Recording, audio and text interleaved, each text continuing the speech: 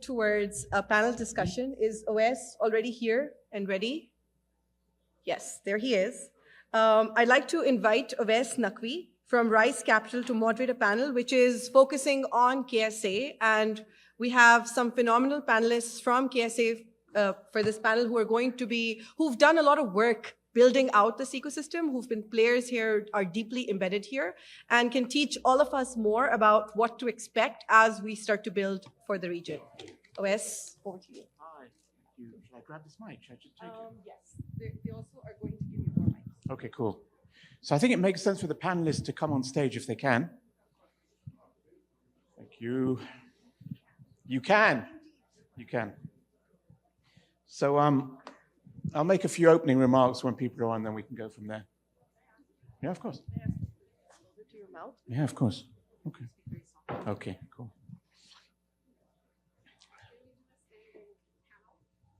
You want to do a standing panel? Yeah, that would be more exciting. I think it would be good. Right? It's not a bad idea. Let's do that. Let's do a standing panel. Until the seats come. Yeah, the seats. That's a good idea. Okay, cool. So why don't should we keep it standing all the way through? I mean, why not? Why not?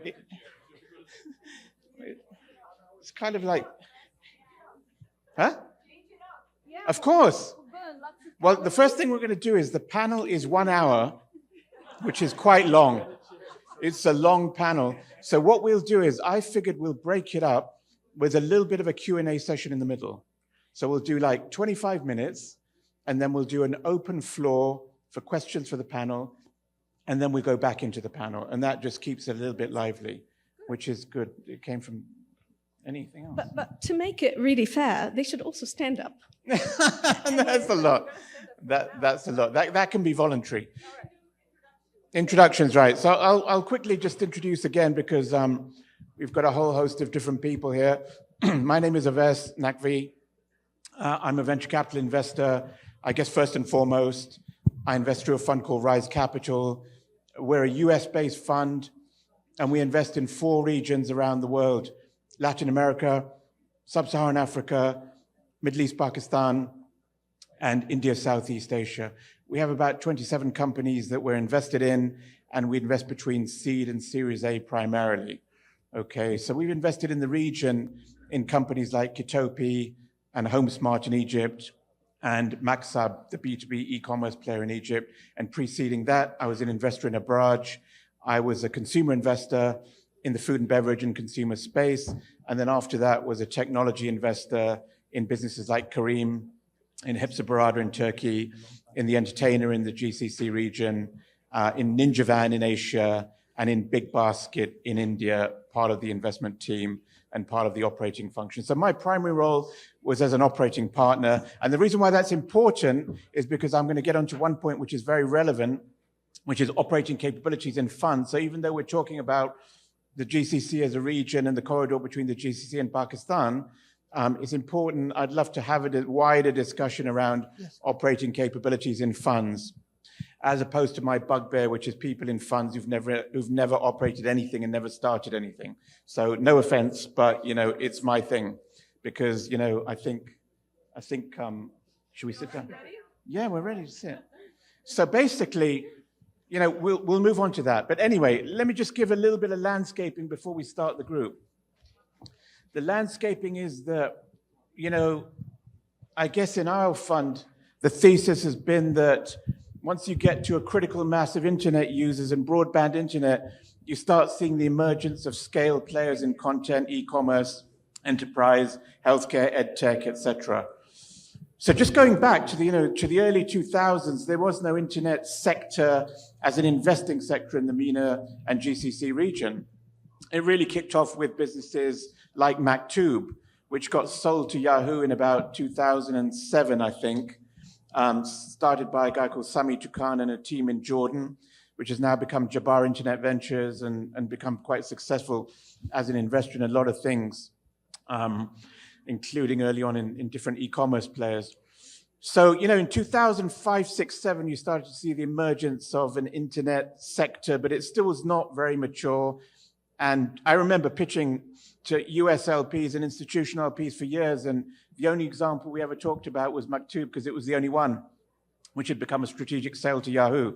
And then around 2008, 9, 10, 11, you started to see the emergence of content players, selectively e-commerce players, Namshi and so forth. And then around 2013, 14, the emergence of players like Kareem, which we invested in 2015, which obviously we know subsequently became both a highly successful unicorn and a strategic sale to Uber for $3 billion in January of 2020. So alongside that was both the evolution of multiple serial founders, funds investing in venture, and even by 2016, 2018, the emergence of kind of growth capital players to some degree, but a quite fragmented but evolved early stage investing set of activities with a few foreign players, but a lot of regional players. And then stories like Kitopia emerging. So we're now in a stage where the GCC region is proving to be one of the most resilient regions for venture capital investing in the world. If you look at what's been happening post-COVID and the correction in both deployment of venture capital, the allocation towards venture, and the amount of money going into venture, you've seen significant challenges in Africa. We've seen issues in Pakistan. We've seen Europe, and we've seen the US. We've seen corrections in valuation, which has created significant opportunities. But all we're seeing in the GCC region is continued resilience and deployment by sovereigns, emergence of family offices investing, the emergence of a scaled corporate venture industry, the emergence of serial founders, the presence of international growth investors, institutional capital, even from pension funds going into, I don't know, buy now, pay later, providing debt facility, companies like Tamara and Tabby, and the emergence of a very, very scaled ecosystem.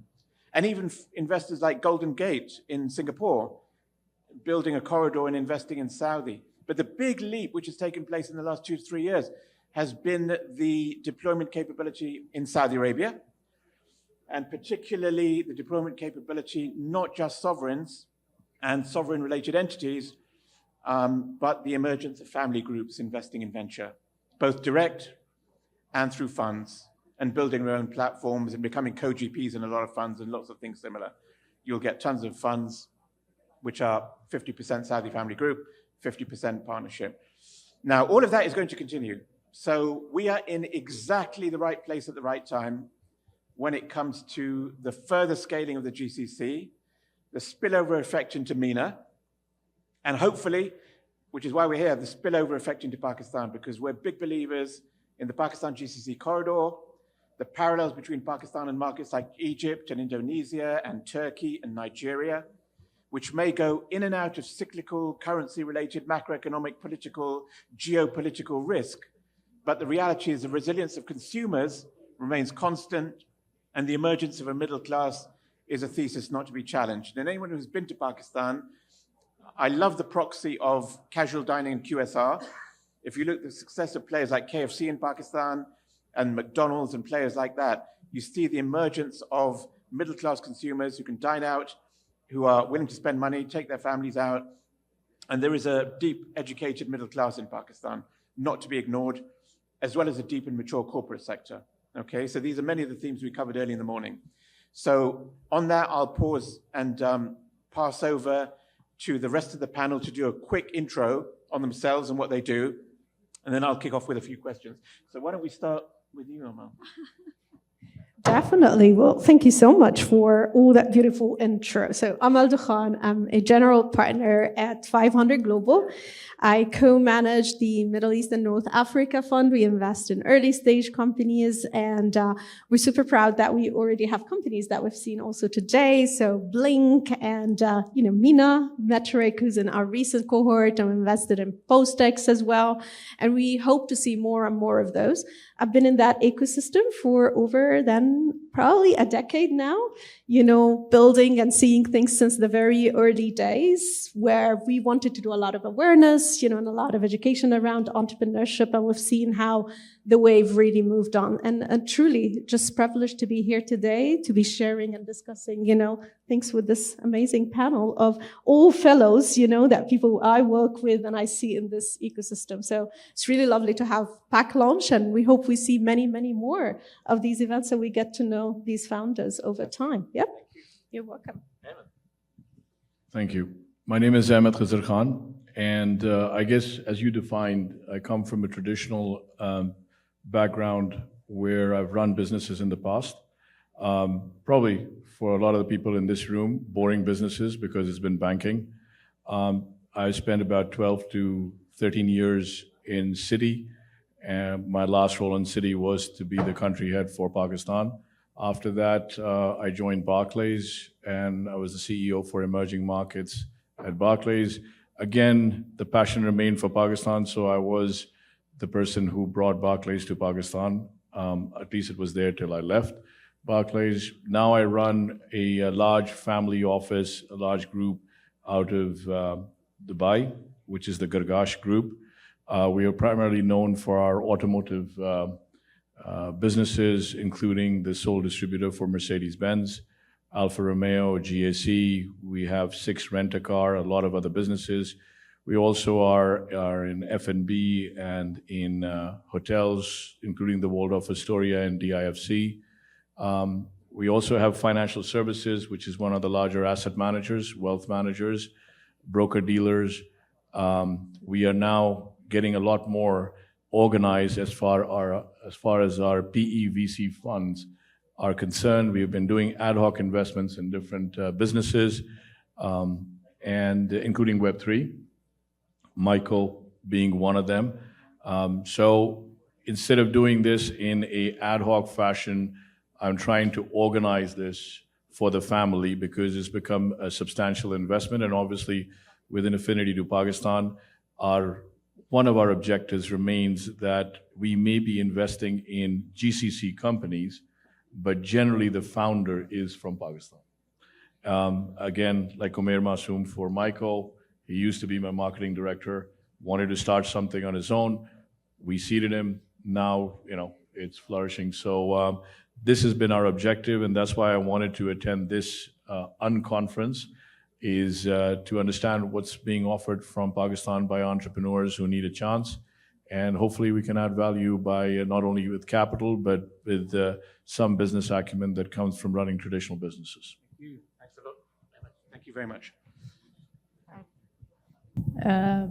Thank you very much. So I'm Basmah Alsinaidi, the managing partner at Impact 46. Impact 46 is a licensed asset management firm that focuses on investing in the technology sector from seed up to pre-IPO.